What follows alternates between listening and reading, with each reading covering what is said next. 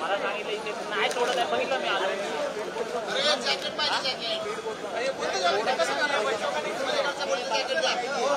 Frame live घेतली double करा जॅकेटच संपलं. जॅकेट कुठे जॅकेट घालतो बाहेर काम फक्त येईपर्यंत.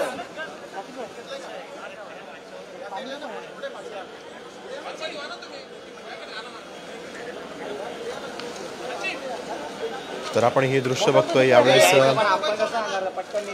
संभाजीराजे छत्रपती हे आता छत्रपती शिवाजी महाराजांचा जिथं पुतळा तयार करण्यात येणार होता, जिथं पंतप्रधान नरेंद्र मोदींनी भूमिपूजन केलं होतं त्या ठिकाणी निघालेले आहेत. बोटीनं संभाजीराजे छत्रपती जॅकेट घालून या ठिकाणी निघालेले आहेत. या ठिकाणी एक बोट बोलावण्यात आलेली आहे, ज्या बोटमध्ये बसून संभाजीराजे छत्रपती या ठिकाणी जाणार आहेत आणि पाहणी करणार आहेत.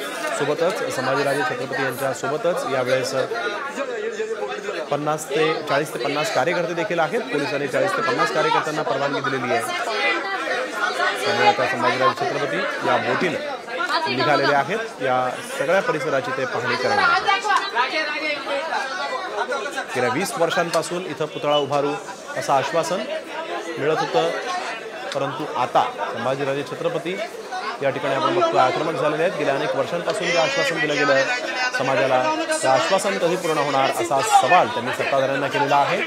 आणि या ठिकाणी आपल्याला माहिती आहे आघाडीचं सरकार असताना खरं तर इथं आम्ही पुतळा उभारू अशी घोषणा झाली होती. विलासराव देशमुख त्यावेळेस मुख्यमंत्री होते आणि त्याच वेळेस ही घोषणा झाली. आणि त्यानंतर आपण बघतोय पंतप्रधान नरेंद्र मोदींनी इथं येऊन भूमिपूजनही केलं होतं, परंतु यानंतर छत्रपती शिवाजी महाराजांचं स्मारक जे उभं करणार होतं ते बार